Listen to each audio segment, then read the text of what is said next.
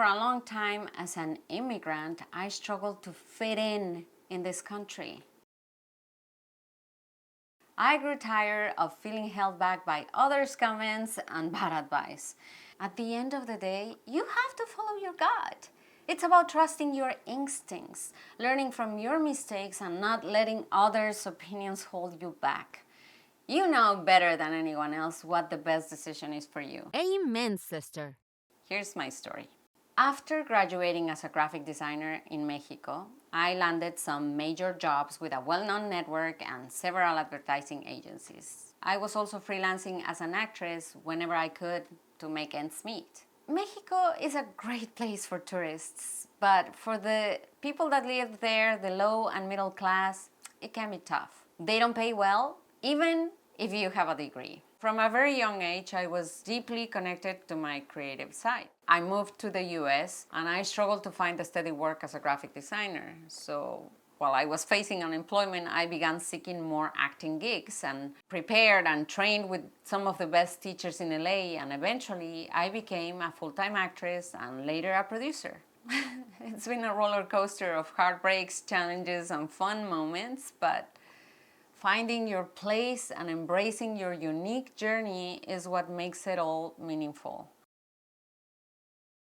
I often felt torn between my graphic design work and acting work because of comments like, if you want a job as a graphic designer or producer, don't mention you're an actress.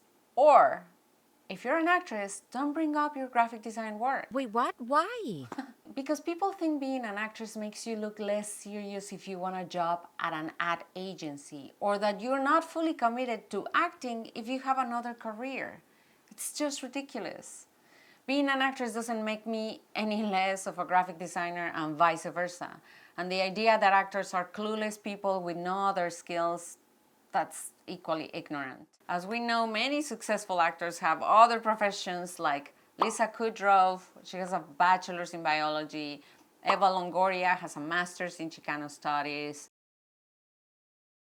So marketing myself while being both, it has been challenging. While being bilingual and bicultural might seem like an advantage, it often adds complexity. On top of that, being a woman of a certain age and having an accent creates yet another layer to navigate. Some of the comments I received as a graphic designer. Oh gosh. Art directors today are experts in motion graphics. So if you don't have those skills, you're not a candidate for the role. Oh, because now graphic designers can do everything with Canva, right? You're also expected to be proficient in every software, even those outside of the realm of graphic design. And apparently, I'm also too old for ad agencies that prefer young kids to whip up their social media campaigns.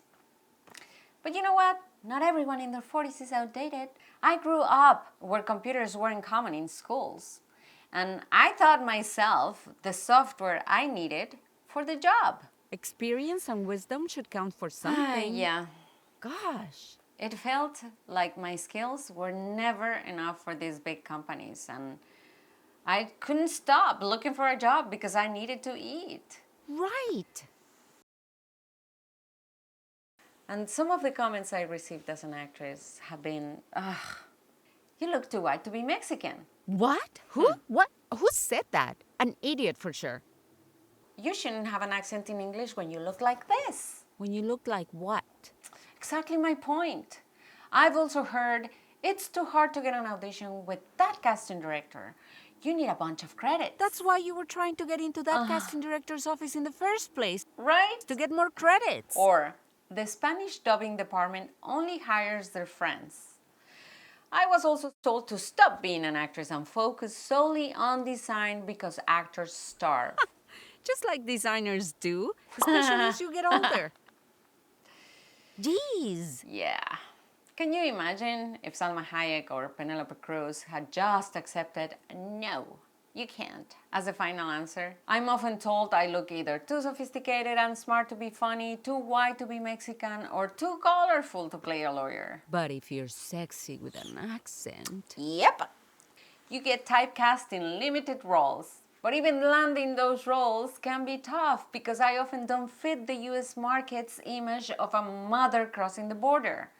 I was even told in an audition for a sitcom that the prostitute character needed an American accent. No, she didn't. I read the script. She could have been from Slovakia. And so, where the fuck do I fit in? One of my respected teachers told me to suck it up and accept Hollywood's stereotypes and play those roles until I reach a status like Salma Hayek's. So I'm supposed to be okay playing stereotypes because my accent makes me sound funny and exotic, because people in the US won't take me seriously with a Mexican accent if I play a doctor? But if your accent were British... Oh, so it's not really about the accent, right? It's about where the accent is from. To me, it just sounds a little racist. Yeah. I don't have anything against those roles, but I want to grow as an actress and play a wide range of characters. I seek the same opportunities as a Latina actress born and raised in the US, because after nearly 20 years in this country, working tirelessly, investing in top-notch training in LA, and co-starring with George Lopez in a movie I co-produced, I believe I earned that. I had to tune out all the bad advice and comments and fully embrace who I am. And that's how I became a creative producer.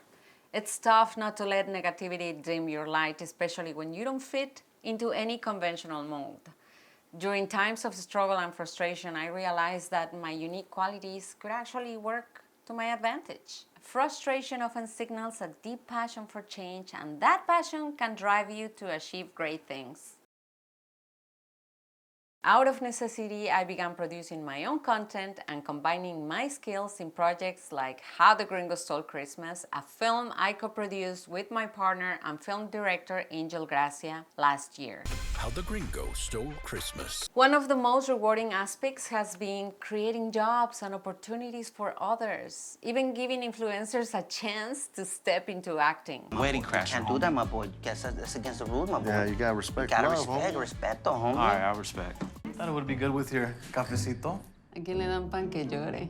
A ver, Carmela, Please, man, don't touch we need, por favor, a ver. Can you imagine securing a film of that scale backed by Lionsgate, especially coming from a white Mexican woman with an accent? Wow. It's a big achievement. I love this white Mexican. The fun side, I want to use YouTube to amplify my voice, share my experiences, offer some of my expertise, provide insider insights about the industry, and eventually include coaching. And most importantly, I want to bring a smile to your face, because life wouldn't be the same for me without a touch of comedy. Thanks to the struggles I faced, I am here, and today I am grateful. I feel more Complete. complete. Embrace who you are, and thank you so much for watching. If you enjoyed the video, please give it a thumbs up, comment, and subscribe.